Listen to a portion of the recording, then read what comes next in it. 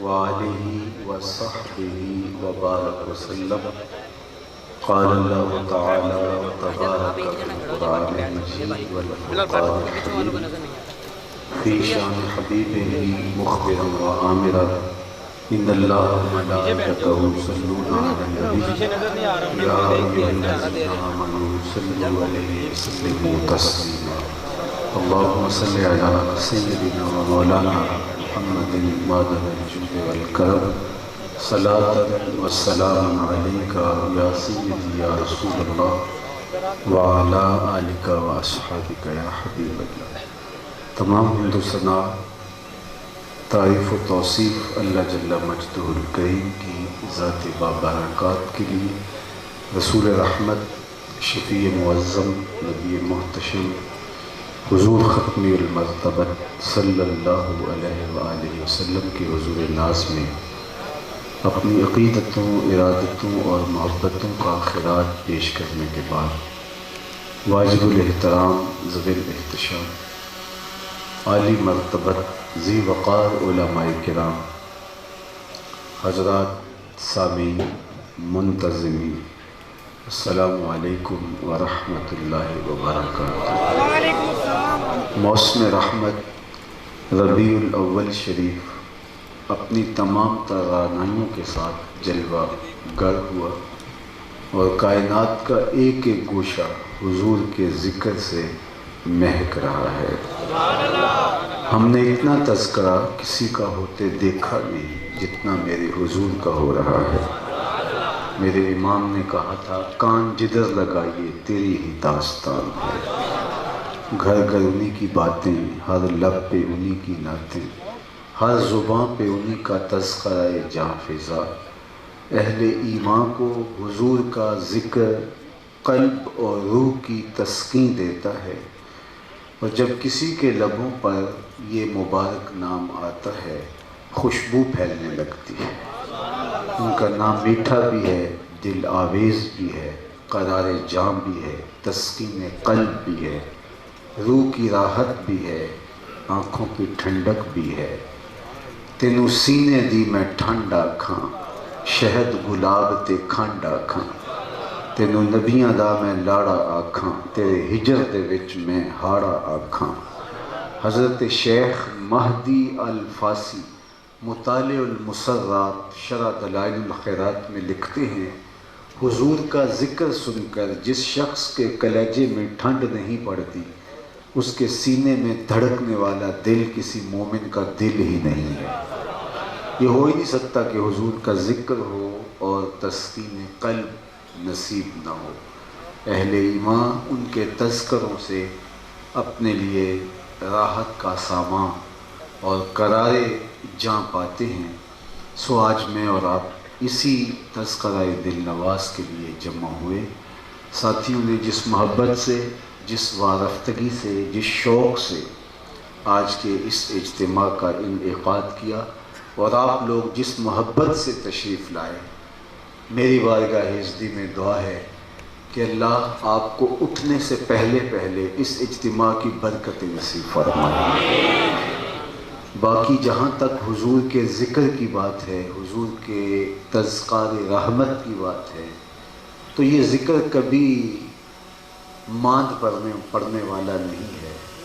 France کے گماشتوں نے یہ خیال کیا تھا کہ ہم چند الٹی ٹیڑھی لکیریں تراش کے انہیں پیغمبر حسن کے خاکے قرار دے دیں گے اور مسلمانوں کے دلوں سے حضور کی محبت کھرچ ڈالیں گے، لیکن آج وہ دیکھیں کہ کائنات کے ایک ایک گوشے میں جھنڈے میرے حضور کے لہرا رہے ہیں اور ان کے نام کا ہی چراغاں ہے۔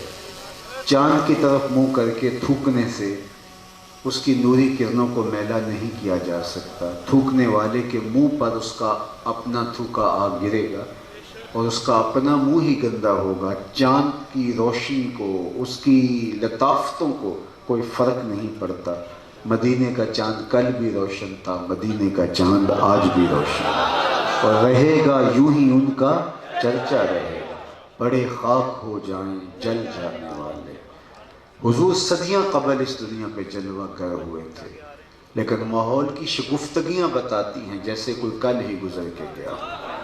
زمین سے آسماں تک، آسماں سے لامکاں تک ہے، کہاں کھولے تھے گیسو یار نے، خوشبو کہاں تک ہے۔ اتنا تذکرہ، اتنا ذکر رحمت اور حضور کے نام سے محبتوں کے امٹتے ہوئے طوفان ہیں سینوں کے اندر۔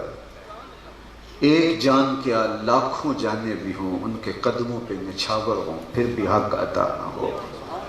ہمارے ماں باپ، ہماری نسلیں، ہماری اولادیں، ہمارے مال و متاع، سب کچھ حضور کے نام پہ قربان، اور پھر بھی حق ادا نہیں ہوتا۔ اللہ نے اپنے محبوب علیہ السلام کو جن شانوں سے، جن عظمتوں سے نوازا ہے، یہ اپنے مذہب سے واجبی سا تعلق رکھتے ہیں، لیکن اگر انہوں نے حضرت عیسیٰ کی تعلیمات کو ہی پڑھ لیا ہوتا تو یہ جسارت ہی نہ کرتے۔ حضرت عیسیٰ علیہ السلام نے میرے اور آپ کے آقا و مولا کے آنے کی بشارتیں دی۔ ویسے تو ہر نبی حضور کے قصیدے پڑھتا رہا، کوئی جھولی پھیلا کے ہاتھ اٹھا کے بولتا ہے ربنا وابعث فیہم رسولا، مالک آنکھیں بوڑھی ہو گئیں اب بھیج بھی دے اسے۔ کسی نے کہا اسمہ المتوکل، اس کا نام متوکل ہوگا۔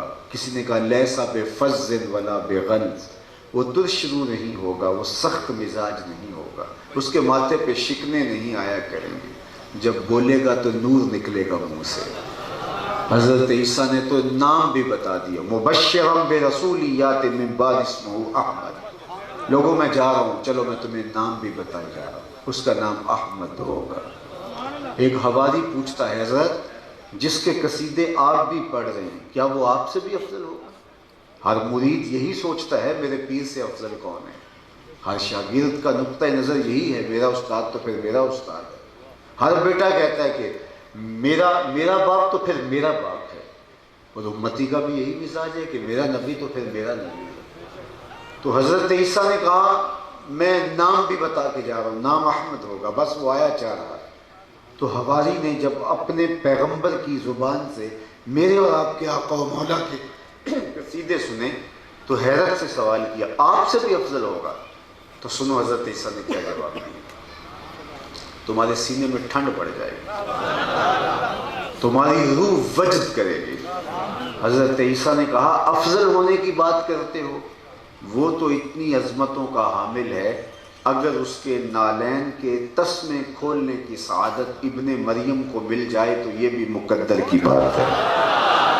وہ اتنی شانوں کا مالک ہے، وہ جس کے نام پر داؤد نے نغمہ سرائی کی، وہ جس کے ذکر پر شاہ سلیمان نے گدائی کی، دل یحییٰ میں رہ گئے ارماں جس کی زیارت کے، لب عیسیٰ پہ آئے باز جس کی شان رحمت کے، جو بن کے روشنی پھر دیدہ یعقوب میں آیا، جسے یوسف نے اپنے حسن کی نئے رنگ میں پایا، نہ دانم آنگلے قنداں چرنگ و بودارت، کہ مرغے ہر چمن آرزوئے اودارت، ہر کوئی اسی کی آرزو میں مچل رہا ہے، دنیا آنکھیں بچھائے اس کی راہیں تک رہی ہیں، سارے کہہ رہے بس وہ آنا چاہ رہا ہے، وہ آنا چاہ رہا ہے، آنکھیں بچھائیں راہوں میں منتظر ہیں۔ نستورہ راہب کی کہانی پڑھ لیجئے، بحیرہ راہب کی کہانی پڑھ لیجئے، چلو سلمان فارسی کی کہانی پڑھ لیجئے۔ 350 سال زندگی پائی ہے، صحابہ میں سب سے طویل العمر ہے۔ ایک مجوسی کے بیٹے تھے اور امیر کبیر باپ کے فرزند، اپنے باغوں میں سیر کے لیے جاتے تو راستے میں ایک راہب کا کٹیا تھا، رکنے لگے، اس کی باتوں میں خوشبو آئی تو رک گئے۔ بادشاہ ان کے باپ کو پتہ چلا، سلمان فارسی کے باپ کو، تو انہوں نے کہا کہ ہم تو مجوسی ہیں اور آتش پرست ہیں اور آپ ان کے پاس کیوں رکتے ہیں؟ لیکن خوشبو ایسی تھی گفتگو کی کہ وہ باز نہ آئے، تو باپ نے گھر سے نکال دیا، حق کی تلاش میں نکلے۔ ایک عیسائی راہب کے پاس جا کے اس کے صومعے میں، اس کے کٹیے میں جا کے اس کی خدمت میں لگ گئے، حق کی تلاش میں ایک مدت مدید اس کی خدمت میں گزار۔ ایک دن اس نے تنہائی میں بلایا اور کہا سلمان تو نے بڑی خدمت کی ہے میری، اور تو حق کا سچا متلاشی ہے، مال و متاع کو ٹھوکر مار کے آیا ہے، اب میرا وقت آخر آ گیا ہے، میری تدفین کے بعد غموریہ چلے جانا، وہاں کا ایک راہب ہے جو خدا رسیدہ ہے اور تمہیں اس سے خیر مل جائے۔ کہتے ہیں وہ واقع انتقال کر جاتا ہے اور میں تدفین کے بعد غموریہ چلا گیا، اس نشان کا پادری مجھے مل گیا اور میں جا کے اس کی خدمت کرنے لگا۔ وہ واقعی خدا رسیدہ تھا، ایک مدت اس کی خدمت کرتا رہا۔ ایک دن اس نے بھی مجھے تنہائی میں بلایا، کہا میرا وقت آخر بھی آ گیا ہے اور کوئی ایسا شخص عیسائیت میں نہیں رہا جس کے پاس میں تجھے بھیج سکوں، لیکن تو نے میری خدمت کی ہے تو میں راز کی بات بتا دیتا ہوں، اور وہ یہ کہ نبی آخر الزمان کی ظہور کا وقت آ گیا اور وہ ہجرت کر کے یثرب آئیں گے۔ میری تدفین کے بعد تو یثرب جا کے انتظار کرنا، تجھے مل جائیں گے۔ میں نے کہا کہ سلمان فارسی کہتے ہیں، میں نے کہا کہ میں نے در در کی خواب چھانی ہے، کہاں کہاں سے حق کی تلاش میں کہاں کہاں کی ٹھوکریں کھائی، تو کہیں ایسا نہ ہو کہ کوئی اور شخص دعویٰ کرے اور میں اس کی باتوں میں آ جاؤں اور حق سے محروم ہو جاؤں۔ اس نے کہا نہیں، میں نشانیاں بتا دیتا ہوں۔ میں نے کہا جی، تو اس نے کہا 3 نشانیاں ہوں گی پیغمبر آخر الزمان کی۔ ایک تو وہ صدقہ قبول نہیں کرے گا، دوسری نشانی یہ ہے کہ وہ ہدیہ رد نہیں کرے گا، اور تیسری نشانی یہ ہے اس کے 2 کندھوں کے درمیان مہر نبوت ہوگی۔ کہا میں اس کی تدفین کے بعد یثرب جانے والے قافلوں کی تلاش میں نکلا تو خیر ایک قافلہ مجھے مل گیا، میں ان کے ساتھ ہو لیا۔ انہوں نے مجھے تنہا سمجھ کر گرفتار کر لیا اور اپنا غلام بنا لیا، لیکن مہربانی کی کہ بیچا جا کے مدینے میں۔ اللہ اکبر۔ اقبال کہتا ہے تیری غلامی پہ قرباں 1000 آزادی۔ ایک یہودی نے مجھے خرید لیا اور اپنے باغ میں کام کاج کے لیے لگا دیا۔ میں کبھی گوڈی کرتا، کبھی پانی ڈالتا، کبھی درختوں کی کانٹ چھانٹ کرتا، کبھی پھل توڑتا، سویر سے شام تک یہی وظیفہ، لیکن میں انتظار میں تھا کہ وہ لمحے آئیں جس کے لیے میں نے غلامی بھی قبول کی، وطن مالوف بھی چھوڑا، ماں باپ کا گھر بھی چھوڑا، ہنستے بستے باغ بھی چھوڑے، کبھی عرش پر کبھی فرش پر، کبھی ان کے در کبھی در پر در، غم عاشقی تیرا شکریہ میں کہاں کہاں سے گزر گیا۔ کہا کہ میں شدت سے منتظر تھا ان لمحوں کا اور وقت گزرتا چلا جا رہا تھا۔ ایک دن میں کھجور پہ چڑھ کے پھل توڑ رہا تھا کہ ہواؤں میں خوشبو پھیل گئی اور طلع البدر علینا کی آوازیں آنے لگی۔ میں سمجھ گیا کہ نبی آخر زمان کے ظہور کا وقت آ گیا ہے، تو میں نے جلدی سے چھلانگ لگائی اور بھاگ نکلا۔ میرے آقا نے سمجھا شاید غلام بھاگ گیا، اس نے دوڑ کے مجھے پکڑ لیا۔ تو میں نے کہا یہ جسم تیرا ہی غلام ہے لیکن دل نوکر کسی اور کا ہے۔ میں نے کچھ کھجوریں لے لی تھی صدقے کی نیت سے اور جا کے میں نے حضور کو پیش کی، تو آقا کریم نے فرمایا ہم نبی صدقہ قبول نہیں کرتے۔ کہا ایک نشانی پوری ہوگی، لیکن حضور کا چہرہ سب سے بڑا نشان تھا۔ میں بے تاب تھا اور مجھ سے رکا نہیں جا رہا تھا، جی چاہ رہا تھا ابھی حضور کے ہاتھوں پہ بیعت کر لوں، لیکن سفر میں نے بھی بڑا کاٹا تھا۔ میں نے کہا چلو دوسری نشانی تیسری نشانی بھی دیکھ ہی لو۔ کچھ دن ڈال کے میں کھجوریں لے کر آیا اور میری نیت ہدیہ کی تھی، میں نے پیش کی، حضور نے قبول فرمایا۔ اب تیسری نشانی پورے ہوتے ہوئے وقت لگ رہا تھا، کوئی لمحہ کوئی وقت میسر نہیں آ رہا تھا کہ میں مہر نبوت دیکھ سکوں۔ ایک دن میں باغ میں تھا کہ حضور تشریف لے آئے اور آپ نے اپنے مبارک کندھے پہ چادر ڈال رکھی تھی، ہلکی ہلکی ہوا چل رہی تھی اور میں حضور کے پیچھے پیچھے ہوتا تھا۔ میری آرزو یہ تھی کہ ہوا کا کوئی جھونکا آئے اور یہ چادر اڑے اور میں مہر نبوت کو دیکھوں۔ تو آقا کریم میرے ارادہ قلب سے آگاہ ہوئے، فَأَلْقَى إِلَيَّ رِدَاءَهُ، حضور نے چادر اتار کے میری جانب پھینکی اور پھر کمر کو خم دے کے میری جانب کرتے ہوئے فرمایا انظر الی ما امرت بہ، اس پادری نے جو بتایا تھا دیکھ لے۔ تو کہا میں نے دیکھا کہ حضور کے 2 کندھوں کے درمیان مہر نبوت۔ آگے بڑھا اور حضور کے ہاتھوں پہ بیعت اسلام کر دیا۔ اللہ اکبر۔ اب حضور نے شناخت دی آغوش رحمت میں سمیٹا اور فرمایا سلمان من اہل البیت، سلمان میرے اہل بیت سے ہے، شناخت دے دی۔ کوئی حضرت سلمان فارسی سے پوچھتا کہ تمہارا نسب نامہ کیا ہے، تمہارا نام کیا ہے، تمہارے باپ کا نام کیا ہے، تو وہ کہتے سلمان بن اسلام، میں سلمان ہوں اسلام کا بیٹا، یہی میری پہچان ہے، یہی میری معرفت ہے، یہی میرا نسب نامہ ہے۔ مجھے آغوش رحمت میں پناہ دی اسلام نے، مجھے اپنے اہل بیت میں شامل کیا آمنہ کے لال نے، مجھے عزت دی اسلام نے، میری عزتوں کا ظرف اسلام ہے۔ اللہ اکبر۔ تو اسلام نے پہچان دی، اسلام نے معرفت دی، اسلام نے عزت دی۔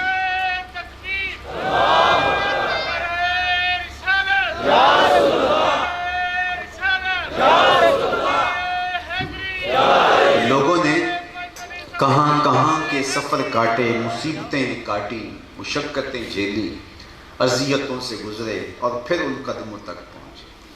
ہم نے تو کوئی مشقت نہیں کاٹی، ہم نے تو کوئی رت جگہ نہیں کاٹا، ہم نے تو کوئی انتظار کی سولی پہ لٹک کے نہیں دیکھا، ہم سوئے تھے مقدر جاگ اٹھا۔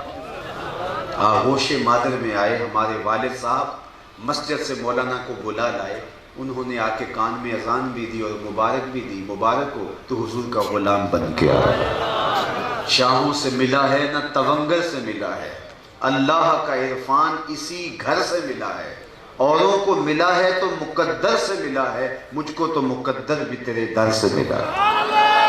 یہ میرے بخت کہ میں حضور کا غلام ہوں، یہ آپ کے مقدر کہ آپ حضور کے غلام، میری خوش قسمتی میں تیرا امتی۔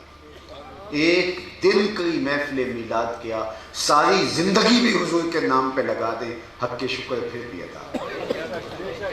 ہماری شناخت حضور کے نام سے، ہماری عزتیں حضور کے نام سے۔ کیا انسان دنیا کی منڈی میں مویشیوں کی طرح فروخت نہیں ہوتا تھا؟ کیا ذلت، کیا رسوائی تھی انسانیت کی۔ منڈیوں میں بکتے تھے، کبھی آپ منڈی مویشیوں میں جانور خریدنے جاتے تو اس کا منہ کھول کے دانت دیکھے جاتے، عمر کا اندازہ کرنے کے لیے، اس کی کمر ٹٹول کے دیکھی جاتی ہے۔ انسانوں کی کمر پہ بوجھ لاد کر کے چلا کے دیکھا جاتا تھا کتنا وزن اٹھا سکتا ہے تاکہ اس کی بولی دی جا سکے۔ منڈیوں میں انسان بکتے تھے۔ میں زنزیبار میں اس جگہ کو دیکھنے گیا جہاں پورے افریقہ سے غلام اکٹھے کر کے جمع کیے جاتے تھے۔ وہ ایک چھوٹا سا جزیرہ ہے اور پھر وہاں سے پوری دنیا میں سپلائی کیے جاتے ہیں۔ آج وہاں غلام تو نہیں ہے، لیکن اس تصور سے آج بھی وہاں جا کے رونگٹے کھڑے ہو جاتے ہیں۔ انسانیت کی تذلیل ہوتی تھی، انسان دنیا کی منڈیوں میں بکتے تھے، قابل خرید و فروخت مال تھا انسان۔ مرد بھی بکتے تھے، عورتیں بھی بکتی تھیں، ہاتھوں میں زنجیریں اور پاؤں میں بیڑیاں۔ یہ انسانیت کی ذلت تھی۔ اور آپ نے سنا علماء سے کہ جب سویبہ نے جا کے ابو لہب سے کہا کہ تیرے مرحوم بھائی کے گھر بیٹا ہوا ہے، تو اس نے کہا جا تو آزاد ہے۔ تو اس بات کا اعلان ہے کہ حضور نے ابھی صحنے ہستی میں قدم ہی رکھے ہیں، غلامی کی زنجیریں ٹوٹنے لگی۔ پھر اتنے طریقے دیے غلام کو آزاد کرنے کے، قسم توڑ بیٹھو غلام آزاد کرو، روزہ توڑ بیٹھو غلام آزاد کرو، کفارہ زہار میں غلام آزاد کرو، کفارہ قتل میں غلام آزاد کرو۔ ویسے غلام آزاد کرنے کی ترغیب دی۔ حضرت سیدنا صدیق اکبر نے کتنے غلام آزاد کیے۔ حضرت عثمان غنی ساری زندگی ہر جمعے کو غلام آزاد کرتے تھے۔ حضرت عبد الرحمن بن عوف رضی اللہ تعالیٰ عنہ نے اپنی زندگی میں 30,000 غلام آزاد کیے۔ لوگوں کو ترغیب ہوئی غلاموں کو آزاد کرنے کی۔ آج دنیا کے اوپر اس طرح کی غلامی آپ کو نہیں ملے گی۔ آج کوئی منڈی نہیں ملے گی جہاں انسان بکتے ہوں، جہاں دو شیزائیں بکتی ہوں، جہاں بیٹیاں فروخت ہوتی ہیں۔ یہ فیض کس کا ہے؟ جواب آئے گا میلاد والے رسول کا۔ یتیم کو دھکے دیے جاتے تھے، قرآن نے بتایا نا، فَذَلِكَ الَّذِي يَدُعُّ الْيَتِيمَ، یہ وہ بد نصیب شخص ہے جو یتیم کو دھکے دیتا ہے۔ قرآن نے بتایا وہ عملاً دھکے دیا کرتے تھے۔ لیکن میرے حضور نے کیا کہا؟ آنا وقافل الیتیم کہاتین یوم القیامہ، میں اور یتیم کی کفالت کرنے والا قیامت کے دن اس طرح نیڑے ہوں گے جس طرح یہ دو انگلیاں کریں۔ میں آپ سے پوچھتا ہوں، اس کائنات میں سب سے اچھا اور بہتر گھر کون سا ہے؟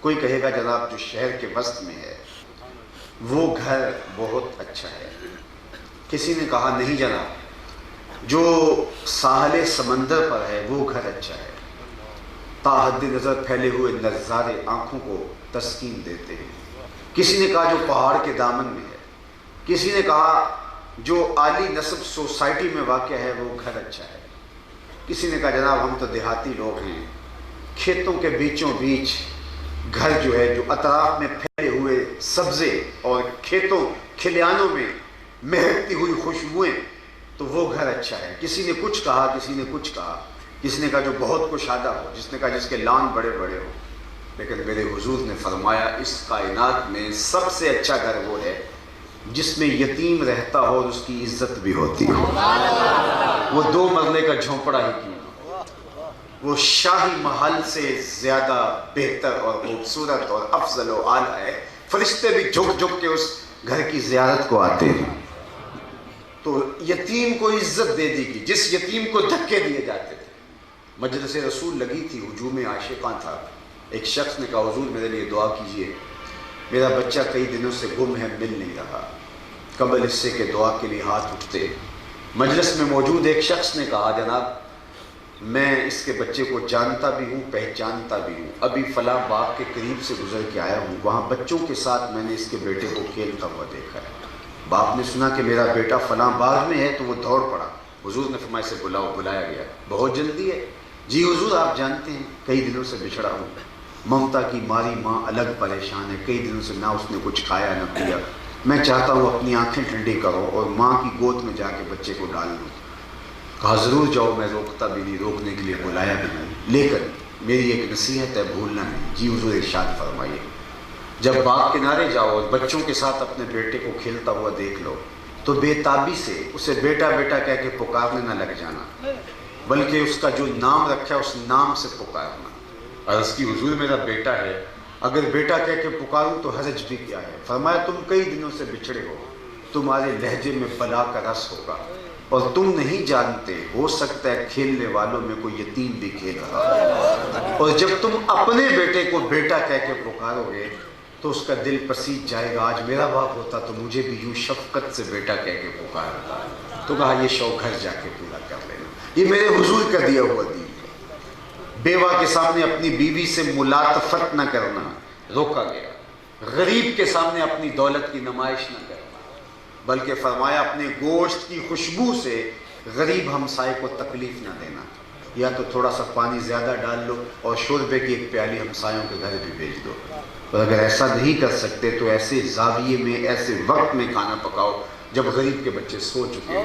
یا ان تک خوشبو نہ پہنچے، بچے ہیں ضد کر بیٹھے، غریب باپ ضد پوری نہ کر سکتا ہوا، ان بلکتے ہوئے بچوں کے آنسو کون پوچھے گا، وہ کیا کسی نے کہا تھا دوپہر کو سلا دیتی ہے بچوں کو وہ اس ڈر سے گلی میں پھر کھلونے بیچنے والا نہ آ جائے، ان لوگوں کے درد کو کون سمجھا ہے آمنہ کے لال کے علاوہ، یتیم کی نزاکت قلبیہ کا کسی نے اتنا لحاظ کیا ہے جتنا آمنہ کے لال نے کیا، کسی نے اس کی رقاقت قلبیہ کا یوں لحاظ کیا ہے جتنا میلاد والے رسول نے کیا ہے، تو کیا ظالم و محبوب کا حق یہ تھا کہ خاکے تراشے جائیں، جس نے شفقتیں بانٹی، انسانیت کو انسانیت کا درس دیا، غلامی کی زنجیریں توڑ دی، پستیوں سے انسانوں کو اٹھا کے اور جو سریا کی بلندیوں تک پہنچایا، وہ غلام جو آقا کا جوتا دھوپ سے اٹھا کے چھاؤں میں رکھے، آقا اس پہ بھی کوڑے مارے،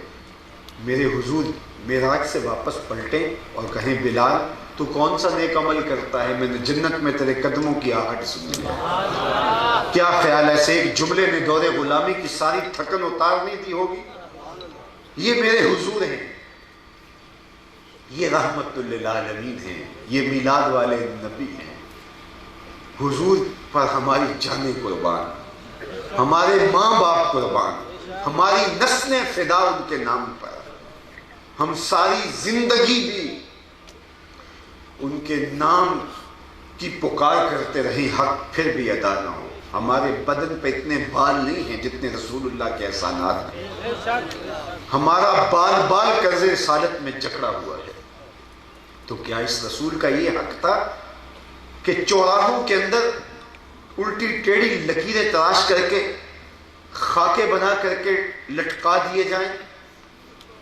تم تو جانے قربان کر دو پھر بھی حق ادا نہ ہو. لیکن یہ امتحان اس امت کا ہے. دیکھو حضور کے خاکے تو ہو ہی نہیں سکتے. خاکے تو خاکیوں کے ہوتے ہیں. جو پیکرے نور ہو اس کے خاکے کون تراشے؟ اس محبوب کا تو سایہ بھی نہیں تھا، خاکے کہاں سے ہیں؟ ہمارا غصہ یہ ہے کہ تم کسی اور کے خاکے تراش کر کے منسوب کیوں کر رہے ہو ادھر. باقی رہی بات حضور کی تو ممکن ہی نہیں. رخ مصطفیٰ ہے وہ آئینہ، اب اس سا دوسرا آئینہ، نہ کسی کی بزم خیال میں نہ دکان آئینہ ساز میں. سوچا ہی نہیں جا سکتا تو تراشا کیسے جا سکتا؟ تصور بھی نہیں ہو سکتا. جنہوں نے دیکھا ہے وہ بھی کہتے ہیں ہمارے بس کا روگ نہیں. حضرت عمر بن عاص رضی اللہ تعالیٰ عنہ کو لوگ ملنے گئے تو وہ چارپائی پہ لیٹے تھے، ان کے آخری لمحے تھے زندگی کے، تو وہ دیوار کی طرف منہ کر کے رونے لگے اور پھر آنے والوں کی طرف رخ کیا تو کہا کہ اگر تم مجھ سے یہ پوچھنے آئے کہ حضور کیسے تھے، لو سئلت ان اصفہ ما اتقت، اگر یہ پوچھنا چاہتے ہو کہ ہمیں حضور کے بارے بتاؤ حضور کیسے تھے، تو اللہ کی قسم میرے میں ہمت ہی نہیں کہ بیان کر سکو. یہ وہ کہہ دیں جنہوں نے شام سویرے دیکھا. وہ کہتے ہیں ہمارے اندر ہمت ہی نہیں ہے کہ ان کا حلیہ بیان کر سکیں، ان کا جمال بیان کر سکیں. ہمارے اندر طاقت ہی نہیں ہے. تو خاکے ان کے کیسے تراشے جا سکیں؟ یہ کسی اور کی تصویریں تراش رہی. لیکن ہمارا غصہ کہ ہمارے آقا سے منسوب کیوں کر رہے ہو.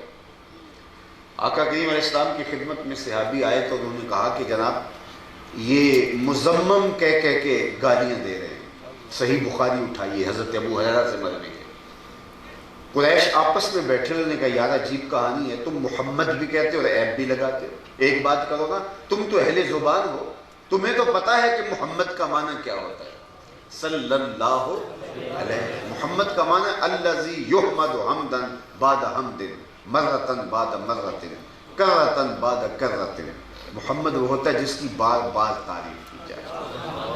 قلم ٹوٹ جائیں تعریف ختم نہ ہو، روشنائیاں سوکھ جائیں تعریف ختم نہ ہو، کاغذ ختم ہو جائیں تعریف ختم نہ ہو، تعریف کی اپنی تعریف ختم ہو جائے. محمد وہ ہوتا ہے جس کی تعریف ختم نہ ہو، بار بار تعریف کی جائے، بار بار تعریف کی جائے، تعریف ختم نہ ہو. تو کہا الذی یحمد حمدا بعد حمد. عجیب لوگ ہو تم یار، محمد بھی کہتے ہو عیب بھی لگاتے. ایک بات کرو نا، کوئی کہے کہ گلاب خوبصورت نہیں ہوتے تو عجیب بات ہے، کوئی کہے شہد میٹھا نہیں ہوتا تو عجیب بات ہے، کوئی کہے چاند روشن نہیں ہوتا تو عجیب بات ہے. کہا یا محمد کہنا چھوڑ دو یا عیب لگانا چھوڑ دو. کہا ٹھیک ہے آج کے بعد محمد نہیں کہیں گے، کیونکہ ہم اہل زبان ہیں، ہم جانتے ہیں محمد کا معنی کیا ہے. آج کے بعد انہوں نے کہا کہ ہم مزمم کہیں گے. استغفر اللہ نام ہی رکھ دیا. مزمم کا معنی بار بار مذمت کیا گیا ہے. تو وہ مزمم کہہ کے گالیاں دیتے، تان و تشنیع کے تیر برساتے، عیب لگاتے. تو کسی نے سنا تو وہ حضور کے پاس آیا اور بڑا دکھی تھا. حضور وہ مزمم کہہ کے گالیاں دے رہے. تو آقا کریم نے فرمایا تم نے دیکھا نہیں اللہ نے قریش کے منہ کو کیسے پھیر دیا. یشتمون مزمما و یلعنون مزمما و انا محمد. وہ فرمایا کسی مزمم کو گالیاں دے رہے ہیں، میرے رب نے مجھے محمد بنایا. یہ پتہ نہیں کس کے خاکے تراش رہے، میرے محبوب کا تو سایہ بھی نہیں، اور جس کا سایہ بھی نہ ہو اس کا ثانی کہاں سے ڈھونڈے، اس کا ثانی کہاں سے ڈھونڈے گے. کوئی مثل نہیں ڈھولن دی، کوئی مثل نہیں ڈھولن دی. چپ کر مہر علی اتھے جا نہیں بولن دی. وہ جمال دیا. ابو ہریرہ بولے کل قمر لیلۃ البدر لم ارا قبلہ ولا بعدہ مثلہ. کیا پوچھتے ہو، 14ویں رات کا چمکتا ہوا چاند تھے میرے حضور. پھر کہا نہیں حضور جیسا نہ پہلے دیکھا نہ بعد میں دیکھا. حسان بن ثابت رضی اللہ تعالیٰ عنہ پاس بیٹھے تھے. کہا دیکھتے کیسے، کسی ماں نے جنم دیا ہوتا تو دیکھتے. خدا نے وہ سچائی پن چھڑیا جدے وچ محمد نوں ڈالیا. حسینہ جمیلہ دا منہ موڑ دیتا، محمد بنا کے قلم توڑ دیتا. مثل او در عالم امکان متصور نیز. حضور کی مثل بزم عالم میں ممکن ہی نہیں ہے. وہ پیکر تراشا، وہ جمال دیا، وہ خوبصورتی دی. دیکھنے والے کہا کرتے ہیں اللہ اللہ، یاد آتا ہے خدا دیکھ کے صورت تیری. حضرت امام زرقانی نے لکھا کہ ایک دن حضور سیر کرتے کرتے باہر مدینے سے تشریف لے گئے. ایک چراگاہ میں اونٹ چر رہے تھے. ایک سرخ رنگ کا اونٹ حضور کو پسند آ گیا. حضور اہل قافلہ سے ملے اور کہا یہ بیچتے ہو؟ انہوں نے کہا جی بیچتے ہیں. کتنے کا؟ اتنے کا. سودا طے ہو گیا. فرمایا میں اپنے شہر جا کے اس کی قیمت تمہیں بھیج دیتا ہوں، میں تاجرانہ غرض سے تو آیا نہیں تھا. انہوں نے کہا ہمیں منظور ہے. حضور اونٹ لے کے چل دیے اور وہ حضور کو دیکھتے رہے. جب نظروں سے اوجھل ہو گئے تو دل پہ ہاتھ رکھ کے کھڑے ہو گئے. تھوڑی دیر بعد سکتے سے باہر آئے اور ایک دوسرے سے پوچھنے لگے یار یہ جو شخص اونٹ لے گیا ان میں اس کو کوئی جانتا ہے؟ انہوں نے کہا ہم تو نہیں جانتے. کہا اچھا کوئی پتہ پوچھا ہو؟ انہوں نے کہا بس ہم نے تو کوئی پتہ نہیں پوچھا. کہا قیمتی اونٹ دے دیا اور پتہ بھی نہیں پوچھا. جب کسی کو نقد سودا دیں تو آپ اسے جانتے ہوتے ہیں، نہ جانتے ہوتے ہیں کوئی فرق نہیں پڑتا. لیکن جب کسی کو ادھار دیں تو یا آپ اسے جانتے ہوتے ہیں یا درمیان میں کوئی ضامن ہوتا ہے یا وہ کوئی چیز گروی رکھتا ہے.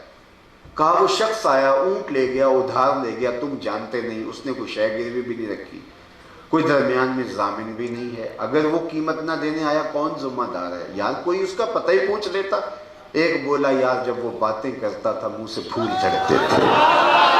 اذا تکلم رؤیا کالنور یخرج من بین ثنایاہ. دوسرا بولا یار جب مسکراتا تھا سامنے والے پہاڑوں پہ عکس پڑتا تھا. اذا ضحک یتلالع فی الجدر. ایک بولا یار میں تو اس کی زلفوں کے پیچ و خم میں ہی کھو گیا. ایک بولا میں تو اس کی آنکھیں ہی دیکھتا رہ گیا. کیا خوب سجن دیاں اکھیاں نے، کیا خوب سجن دیاں اکھیاں نے، جویں پر کے سرائیاں رکھیاں نے. تو اجے میرا یار نہیں ڈٹھا جنوں ویکھ کے چند شرماوے. ادھی راتی دن چڑھ جاوے جیو رخ تو نقاب اٹھاوے. تے جیو نکلے سیر کرن نو سارا گلشن سیس نواوے. اتے دھرتی لف لف جاوے جے ہاتھ پھلاں وچ رکھدا ہاتھ پھلاں تو ود جاوے. نین نشیلے مست رسیلے وچ سونا کجل سہاوے. اکھ اگڑے تے انج پیا جاپے جویں میں خانہ کھل جاوے. توبہ توبہ حسن سجن دا چال نہ چلی جاوے. بجلی ڈر دی لشک نہ مارے متاں بے ادبی ہو جاوے. علم خدا نے اینا دتا عقلاں وچ نہ آوے. عقل خدا نے اینی دتی علماں وچ نہ آوے. کی اعجاز نظر وچ او دی جو آوے وک جاوے. خلق او دے نے مو لئی دنیا کوئی ورلہ ہی جان بچاوے. آزم ایڈا سونا ماہی سانو کدھرے نظر نہ آوے. انہوں نے کہا جو بھی ہوا تم اس کے حسن میں کھو گئے اور وہ اپنے حسن کا جادو جگا کے قیمتی اونٹ ہتھیا کے تم سے لے گیا. امام زرقانی نے لکھا کہ جب انہوں نے کہا کہ وہ قیمتی اونٹ ہتھیا کے لے گیا تو اب تک خاموش بیٹھی قافلے کے سردار کی بیوی نے خیمے کا پردہ سرکایا اور ان سے مخاطبت کرتے ہوئے کہا انا ضامنۃ لثمن جملکم لا یقدر بکم. خبردار اس کے خلاف کوئی بات کی، اگر وہ قیمت نہ دینے آیا تو میں ضامن ہوں، مجھ سے قیمت لے لینا. انہوں نے کہا اچھا تو اسے جانتی ہے؟ کہا واللہ میں بھی نہیں جانتی. تو کہا پھر ضمانت کاہے کو دے رہی ہے؟ اس نے کہا جب تم سودا کر رہے تھے خیمے کی اوٹ سے میں نے اس کا چہرہ دیکھا تھا اور جس کا چہرہ اتنا سونا ہو وہ جھوٹ بول ہی نہیں سکتا ہے. تھوڑی دیر کے بعد حضور علیہ السلام کے غلام آئے. کہا اہل قافلہ کون ہیں جن سے ہمارے آقا نے اونٹ خریدا تھا؟ تو انہوں نے کہا جناب ہم. کہا یہ کھجوریں حضور نے آپ کی ضیافت کے لیے بھیجی اور یہ رہی آپ کی قیمت. انہوں نے کہا کہ قیمت کیا لیں گے، ہم تو خود بک گئے، ہمیں بتائیے وہ پیارا رہتا کہاں ہے. تو انہوں نے کہا یہ جو نخلستان دکھائی دے رہا ہے کھجوروں کا جھنڈ جسے مدینہ کہتے ہیں یہی پیارے کا ڈیرا اور وہی ان کا بسیرا ہے. امام زرقانی نے لکھا ہے کہ اس قبیلے کے سردار کا نام طارق تھا، اس وجہ سے اس کو وفد طارق کہا جاتا ہے. یہ وہاں سے اٹھا اور حضور کے قدموں میں آیا اور آقا کریم علیہ السلام کی غلامی اختیار کر لی. تیری تک کے اداموں میں مرید ہو گئی. تو حضور کا جمال، حضور کی خوبصورتی، حضور علیہ السلام کا حسن ایسا فائق تھا کہ جہاں حضور آتے پھر حضور چھا جاتے. جابر بن سامرہ رضی اللہ تعالیٰ عنہ فرماتے ہیں لیلۃ الادھیان تھی، 14ویں رات کا چمکتا ہوا چاند تھا اور حضور سرخ حلے میں جلوہ فراز تھے اور میں کبھی چاند کو دیکھوں اور کبھی حضور کو دیکھوں. فائزہ ہوا احسن عندی من القمر. تو میں نے فیصلہ کیا چاند نہیں میرے حضور ہی سونے ہیں. تو اللہ نے وہ جمال دیا، وہ خوبصورتی دی، وہ حسن دیا.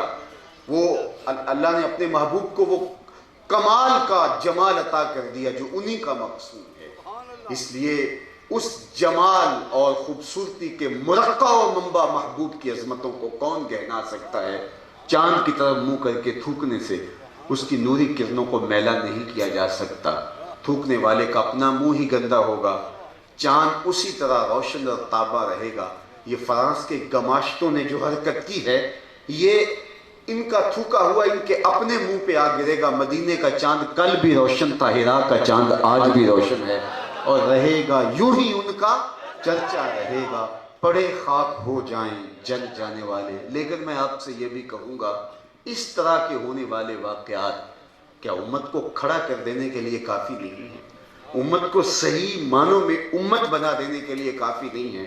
تشدد، افتراق، فرقہ بندی، گروہ بندی کے بت پاش کر کے ہم حضور کی امت بن کے کھڑے ہونے کی ضمانت اس سے حاصل نہیں کر سکتے ہیں؟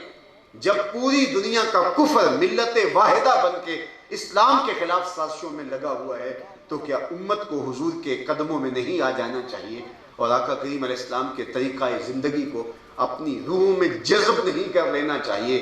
کیا ہمارے لیے صرف اتنا کافی ہے کہ ہم کہلائیں کہ ہم مسلمان ہوں، ہمارا عمل، ہمارا رویہ، ہمارا طرز زندگی، ہمارا انداز معاشرت اس کی مطابقت میں نہ ہو؟ صاحب، اس وقت حالات کا تقاضا یہ ہے کہ ہم دور سے چلے آ رہے ہوں، لوگ پہچان کے کہیں وہ دیکھو آقا کا غلام آ رہا ہے۔